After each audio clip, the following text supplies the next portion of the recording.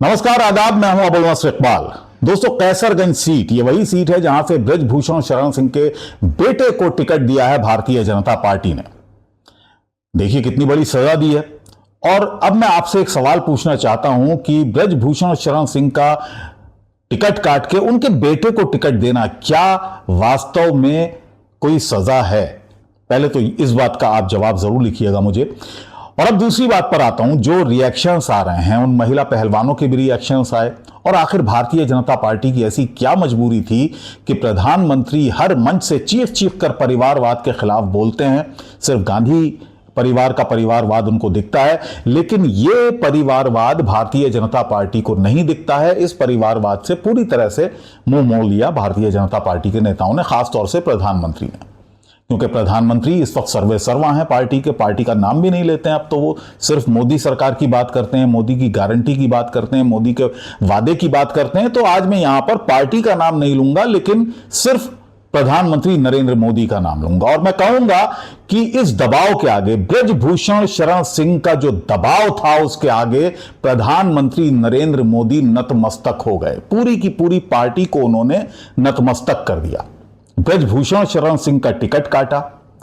तमाम आरोप जो उन पर लगे हुए थे, वो दर्द जो महिला पहलवानों का था, उसको नजरअंदाज कर दिया और पूरी तरह से नतमस्तक होते हुए उनके बेटे को उनके परिवार में ही टिकट दे दिया। उसके बाद बृजभूषण शरण सिंह की प्रतिक्रिया आई। उन्होंने कहा जो पार्टी का फैसला वो उनको मंजूर है। यानी स्क्रिप्ट पहले से लिखी गई थी और सिर्फ उस पर स्क्रिप्ट पर अमल दरामद करना था। वो अमल दरामद पार्टी की तरफ से कर दिया गया और एक खाना पूर्ति के तहत बृजभूषण शरण सिंह का टिकट काट के उनके छोटे बेटे करण सिंह, जो कि यूपी कुश्ती संघ के अध्यक्ष भी हैं, उनको टिकट दे दिया गया।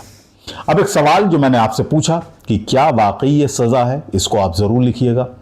अब मैं प्रतिक्रियाएं आपको दिखाता हूं। सबसे पहले प्रतिक्रिया आई साक्षी मलिक की।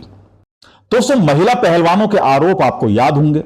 कई दिन तक, महीनों तक ये महिला पहलवान जंतर मंतर पर बैठी थीं, अपनी पीड़ा लेकर, अपना दर्द लेकर। आरोप सीधे सीधे लगाए गए थे बृजभूषण शरण सिंह पर कि बृजभूषण शरण सिंह ने इन महिला पहलवानों का यौन शोषण किया, उनको गलत तरीके से छूने की कोशिश की। ये तमाम आरोप थे, आरोप काफी गंभीर थे। लेकिन क्या कार्रवाई हुई?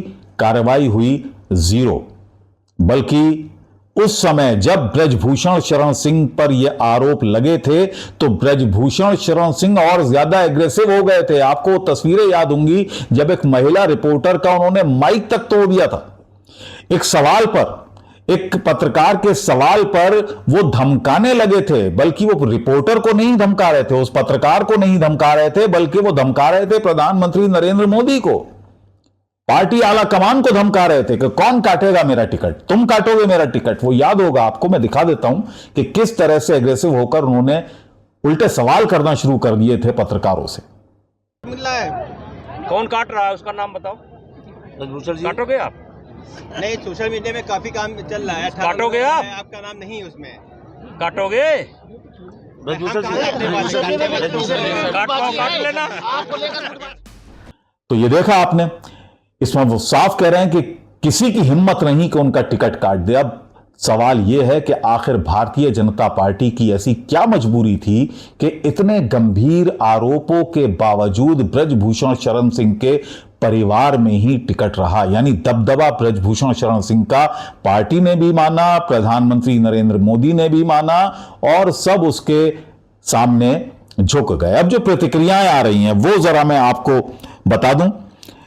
प्रतिक्रिया सबसे पहले मैं इन महिला पहलवानों में से साक्षी मलिक की प्रतिक्रिया आई, वो भी मैं आपको दिखा देता हूं उन्होंने क्या कुछ कहा है। तो उन्होंने अपने ट्विटर पर लिखा है, साक्षी मलिक ने, ये जैसे ही उनको पता चला कि बृजभूषण शरण सिंह के बेटे को टिकट हुआ है, यानी एक तरह से बृजभूषण सिंह को ही ये टिकट हुआ है, तो उन्होंने लिखा कि देश की बेटियां हार गईं, बृजभूषण जीत गया। हम सबने अपना करियर दांव पर लगाया, कई दिन धूप बारिश में सड़क पर सोए, आज तक बृजभूषण को गिरफ्तार नहीं किया गया। हम कुछ नहीं मांग रहे थे, सिर्फ इंसाफ मांग रहे थे। गिरफ्तारी छोड़ो, आज उसके बेटे को टिकट देकर आपने देश की करोड़ों बेटियों का हौसला तोड़ दिया। टिकट जाएगी तो एक ही परिवार में। क्या देश की सरकार एक आदमी के सामने इतना कमजोर होती है। देखिए वही बात जो मैं कह रहा हूं कि आखिर इतना झुकने की जरूरत क्या थी, ऐसी क्या मजबूरी थी पार्टी के आला नेताओं की, भारतीय जनता पार्टी की। आगे वो लिखती हैं, प्रभु श्री राम के नाम पर सिर्फ वोट चाहिए, उनके दिखाए मार्ग का क्या, ये सवाल वो छोड़ जाती हैं कि प्रभु श्री राम के नाम पर आपको सिर्फ वोट चाहिए, इसके अलावा जो मार्ग उन्होंने दिखाया है उसका आखिर क्या।